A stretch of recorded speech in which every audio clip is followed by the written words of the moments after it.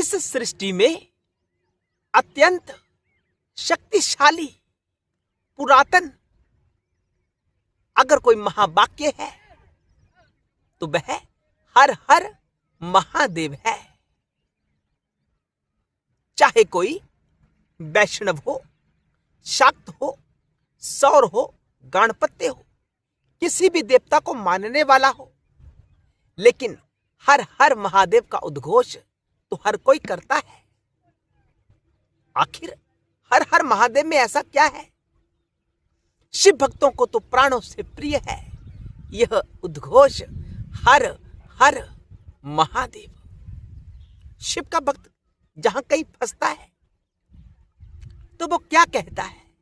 शंकर को याद करता हुआ हर हर महादेव यही कहता है।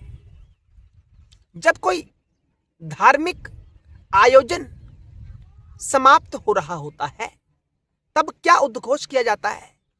हर हर महादेव। इसके पीछे वास्तविकता क्या है? दर्शकों, ऐसा गहरा रहस्य आपको इस वीडियो में सुनने को प्राप्त होगा जो आपने पहले कभी नहीं सुना होगा। अगर दिन में पहले 5 बार हर हर महादेव कहते थे तो अब से 10 बार कहना शुरू कर देना। दर्शकों, एक गुप्त वार्ता बताता हूं कि जो यह समय होता है ना, यह किसी के बाप का नहीं होता है। इसका चक्र निरंतर बिना किसी सिफारिश के घूमता रहता है। आपका कर्म जब जब फल देने के लिए आतुर होगा, सक्षम होगा, समय के पहिए के साथ साथ वो आपको अपना प्रभाव अवश्य दिखाता है। समय की कद्र किया करें। यह मनुष्य का समय बड़ा कीमती होता है। इसे पशुओं के जैसा ना बना दे। जितना हो सकता है समय रहते शंकर जी की आराधना शुरू कर दें। शंकर की आराधना से सरल कोई दूसरी आराधना नहीं है। किसी विशेष सामग्री की आवश्यकता नहीं होती है। जटिल मंत्रों की आवश्यकता भी नहीं होती है। व्यक्ति का ब्राह्मण होना भी अब अनिवार्य नहीं है। हर कोई कर सकता है, लेकिन समय रहते शंकर जी की आराधना आरंभ कर दे। हमारा चैनल शिव भक्तों को ही समर्पित है। यद्यपि शंकर जी की भक्ति तो सब करते हैं, राम कृष्ण नारायण सब शंकर की भक्ति करते हैं, तो वैष्णव भी शंकर जी की भक्ति करें, बहुत अच्छी बात है। शक्ति तो साक्षात शिव का ही स्वरूप होते हैं। शिव और शक्ति दो नहीं, एक ही है। उसी प्रकार नारायण, ब्रह्मदेव, सूर्य भगवान, गणपत्य, ये सब शंकर जी की ही आराधना करते हैं, प्रत्यक्ष अप्रत्यक्ष रूप से। तो दर्शकों, हर हर महादेव के कई पहलू होते हैं। मैं आज आपको काम की बात बता रहा हूं, लेकिन यह बात तभी काम करेगी जब आप शिव के ऊपर विश्वास करते हैं, श्रद्धा करते हैं। श्रद्धा के बिना कोई काम नहीं होता है, और जिस कार्य में हमारा मन नहीं होता वह कार्य कभी प्रभावी भी नहीं हो सकता। आपको घर वालों ने कोई ऐसा विषय दे दिया पढ़ने के लिए, आपका उसमें रुचि ही नहीं है, तो क्या वह सफल हो पाएगा? नहीं हो पाएगा। इसलिए जिस मार्ग पर चल रहे हो उस मार्ग के ऊपर विश्वास होना चाहिए। शिव के ऊपर विश्वास, शिव का भक्त बनने का प्रयास निरंतर करना चाहिए, तो ये विधि काम करेगी। कि आपका कहीं भी कोई भी कार्य फंस रहा हो, आप हार चुके हैं, आपका कोई बल काम नहीं कर रहा, आप पैसे वाले, किसी ने कह दिया कि यहां पैसा भी काम नहीं आएगा, आपके पास अनेकों गाड़ियां हैं, किसी ने कहा कि यहां गाड़ी भी काम नहीं आने वाली, व्यक्ति हारा हुआ है, कोई पेश नहीं चल रही, तो शिव का भक्त होकर हर हर महादेव कह देना, स्थितियां आपके पक्ष में आना शुरू हो जाएंगी।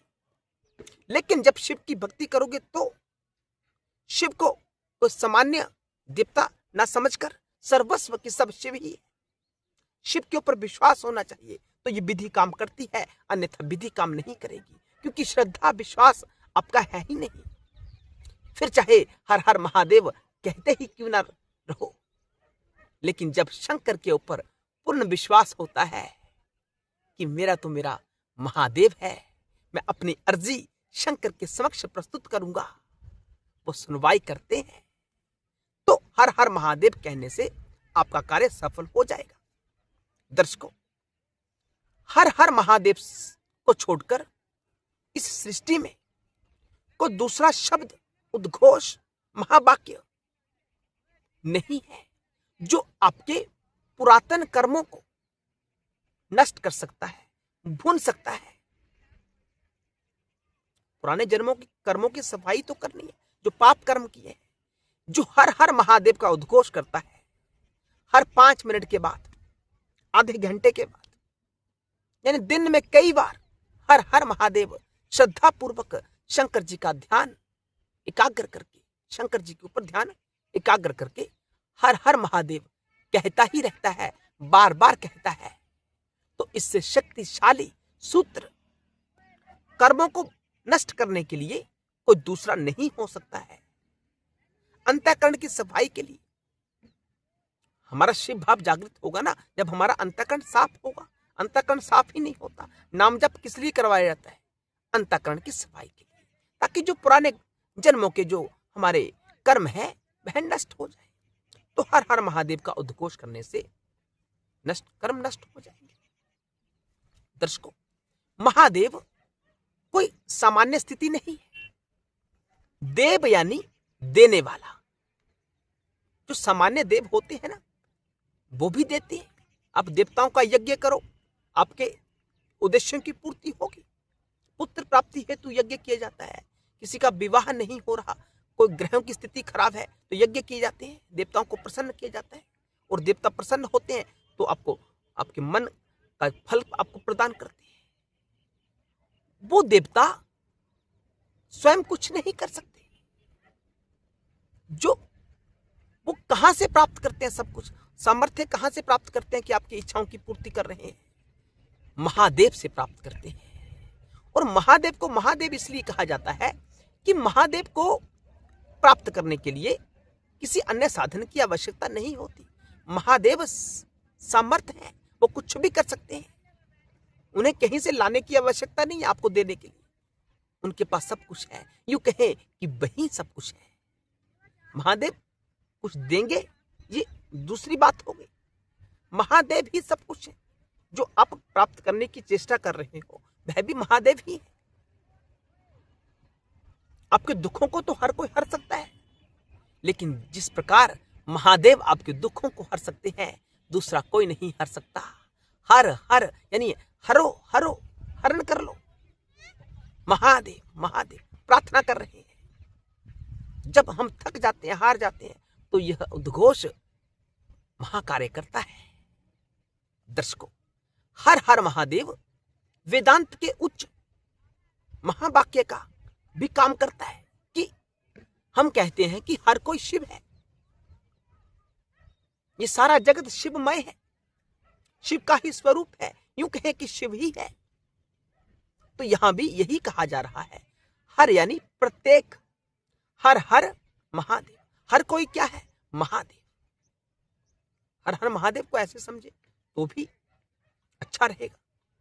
हरने वाले, हर कुछ हरने वाले, जो कर्म आपको स्वर्ग दिलाने वाले हैं, जो नरक दिलाने वाले हैं, हमें तात्विक रूप से इनकी आवश्यकता नहीं होती है।